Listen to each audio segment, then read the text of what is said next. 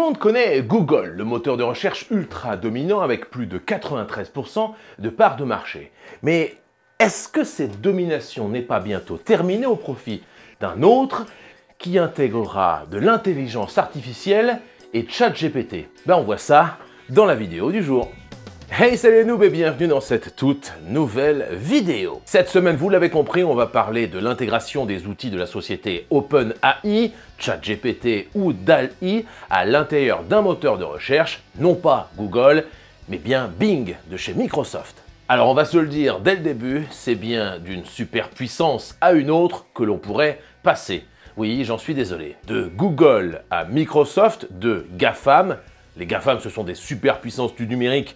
Google, Apple, Facebook, Amazon, Microsoft. Du coup, on passe d'un GAFAM à l'autre, mais pourtant, il y avait eu des initiatives préalables qui étaient assez intéressantes. Ainsi, malgré un succès très limité par rapport au géant qu'est Google, on a eu l'initiative de Qwant et DuckDuckGo, deux moteurs de recherche dont le credo est de respecter la vie privée. Hélas, DuckDuckGo a à peine sorti son épingle du jeu, avec 0,5% des recherches mondiales en 2022. Quant à Qwant, il n'arrive pas à se positionner au niveau mondial.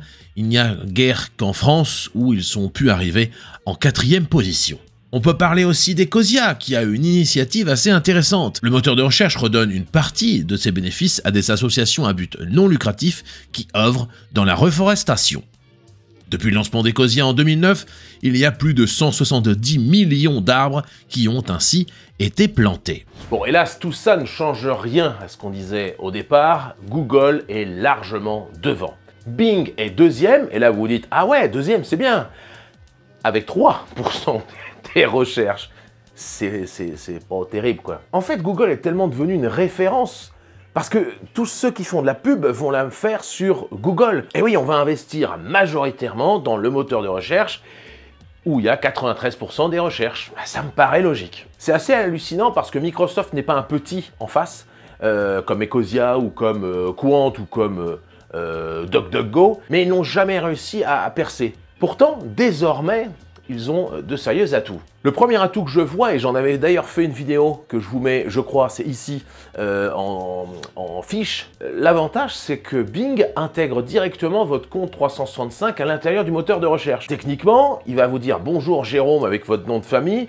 Il va pouvoir vous permettre de rechercher soit sur Internet, mais vous allez aussi pouvoir rechercher vos fichiers sur SharePoint, l'espèce d'endroit où vous allez pouvoir partager des fichiers avec vos collègues de travail. Mais le vrai plus que vous allez pouvoir trouver à Bing désormais, c'est là où je me pose la question, est-ce qu'ils vont pas dépasser un jour Google?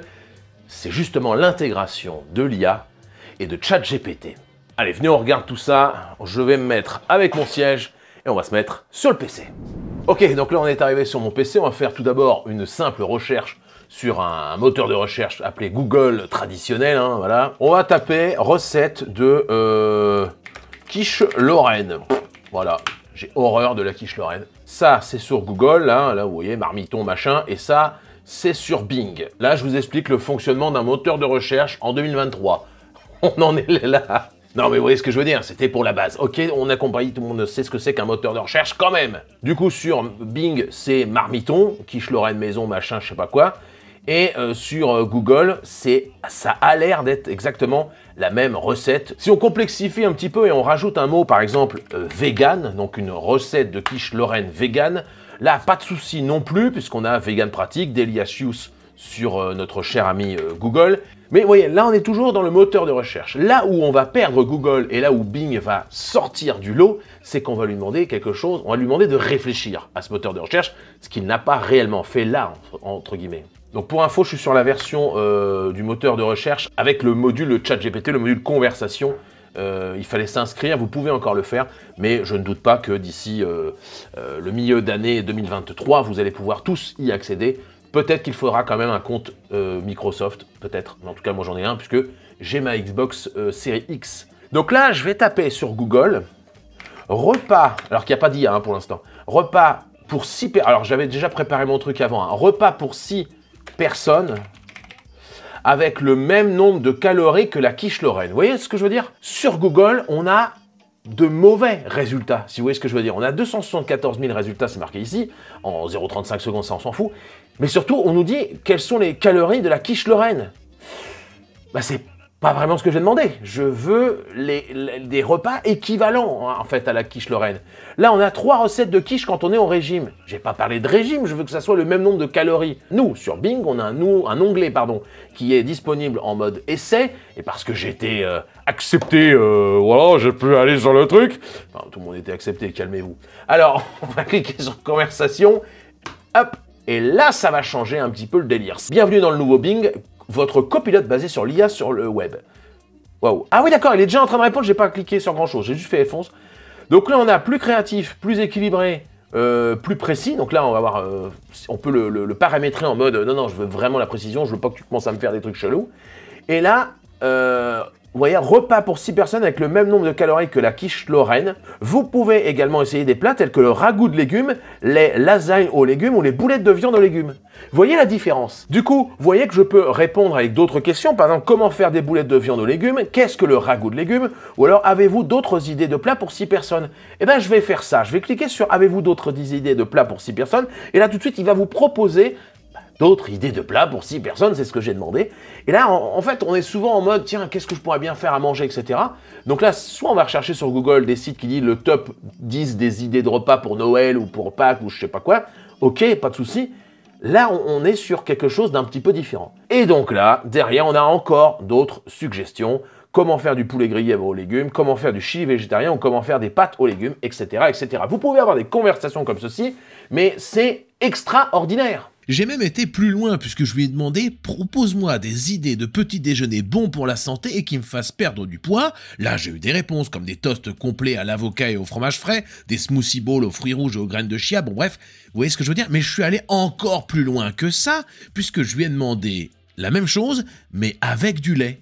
Peux-tu intégrer du lait à ces propositions, s'il te plaît? Eh ben, il me répond bien sûr, voici quelques idées.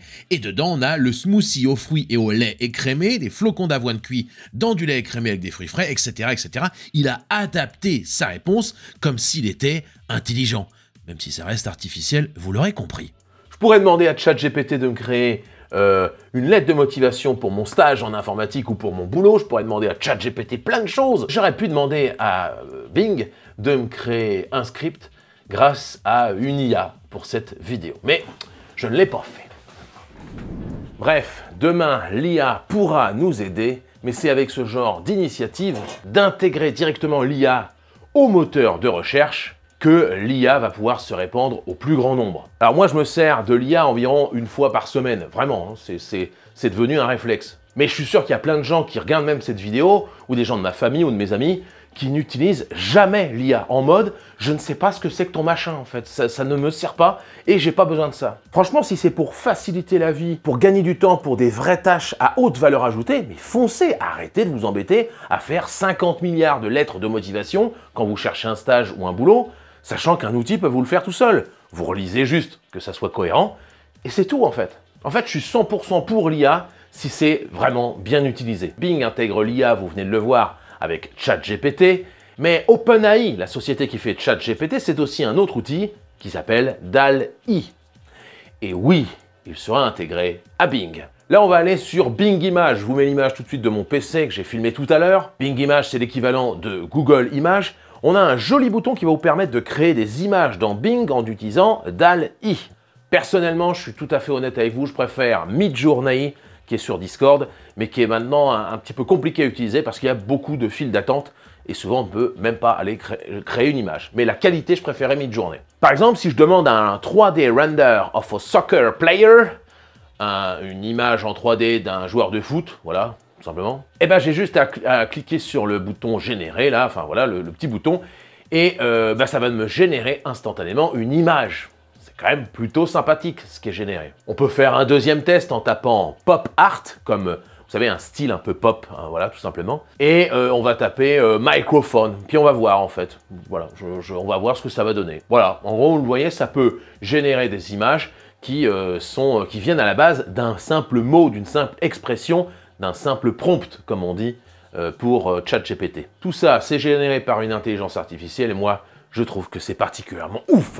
Bref, Bing va-t-il rattraper son retard d'ici quelques années, voire même dépasser le concurrent Google? L'avenir nous le dira, mais je suis sûr et certain que chez Google, on est déjà en train de préparer la vengeance. Google prépare de son côté Google Bard, qui est une sorte d'IA permettant de faire de la conversation de la même manière que ChatGPT. On n'en a pas encore trop entendu parler, il y avait eu des premiers tests en 2017 et en 2020 si je dis pas de bêtises, mais là c'est encore dans les cartons on va dire. Ma prédiction est que Google restera largement leader, mais qui aurait pensé il y a juste 5 ans qu'un jour on dirait que YouTube n'est plus forcément la référence et que les gens vont désormais beaucoup plus sur un TikTok par exemple.